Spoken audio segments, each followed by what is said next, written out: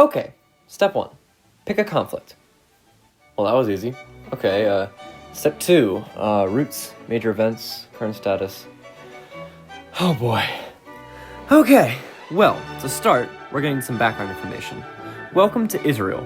Israel, home to some of the most vibrant nocturnal life on the planet, and it's extremely low altitude, with its lowest point being about negative 1,412 feet below sea level. It's also one of the most controversial topics in the entire world. Meet Adam. Adam is a young Jewish kid who lives in Jerusalem. He practices Judaism and is in the family line of David, who is a descendant of Abraham. Yeah, I know what you're thinking. Who the Mazel Tov is Abraham, but we'll get to that later. Also, you should meet Ahmed. Ahmed is a young Muslim boy who lives in the outskirts of Bethlehem. He practices Islam and comes from the bloodline of this Abraham dude. So Adam and Ahmed live in the same country in different cities. So what's the deal? Well, kind of a lot. Now, we gotta go back to the genesis of the problem. So way back when, there was this guy named Abraham. Abraham wanted kids, but his wife was too old and they couldn't. So his wife tells Abraham to go, ask her maid if she has any extra babies lying around.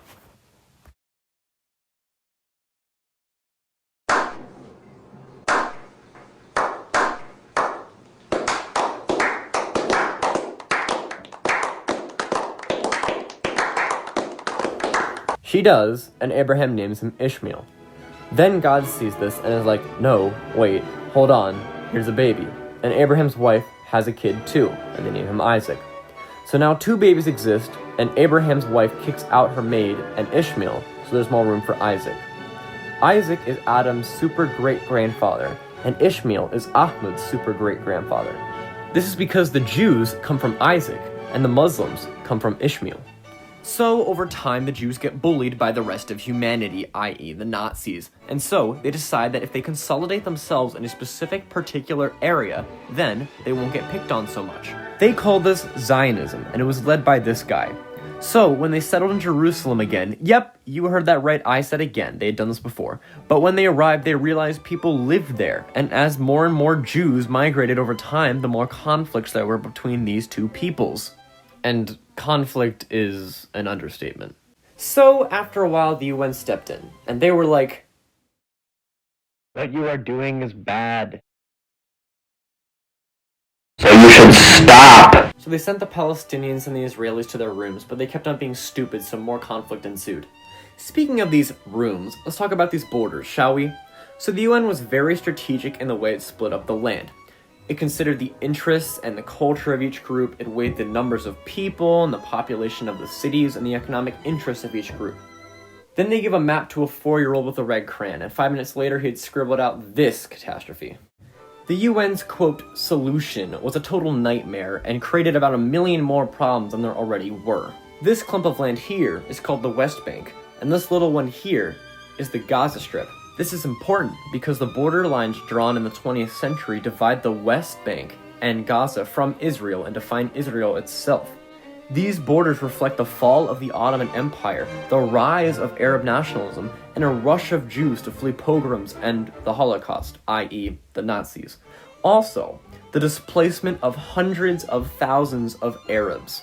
So now there are tons of people who don't have homes and are sort of roaming around in concentration camps. So why don't the Israelis help or let the refugees come in and live inside of their half of the land? Well, it's because of these jerks, who are pissed at the Israelis for inhabiting their land from the get-go.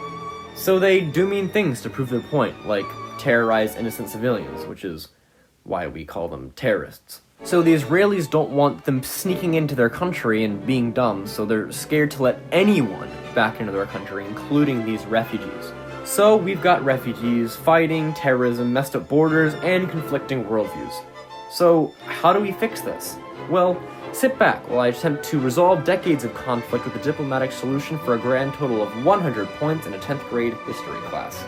Here goes. So, taking into account the refugees, the borders, the security, and the division of Jerusalem, that's right, I forgot to mention that both sides want Jerusalem really badly. I propose an idea called the Confederation. The Confederation is basically a sort of miniature European Union. Each side would have its own government, but they would work together on resources, security, and economic issues. There would be free movement and even residency between the two states, but citizens on each side would only be able to vote in their own election. This solution provides stability and individualism between the two states, and in my unbiased opinion, it is 100% the best option. Here's my works cited. So, as to how this idea will actually be executed and implemented in reality, I have no idea. But, under the Trump administration, it seemed that the United States would be taking a much more defensive stance against Palestine as we continue to supply support for Israeli security in the West Bank. But, alas, we all shall soon see. I don't know. I hope you learned something.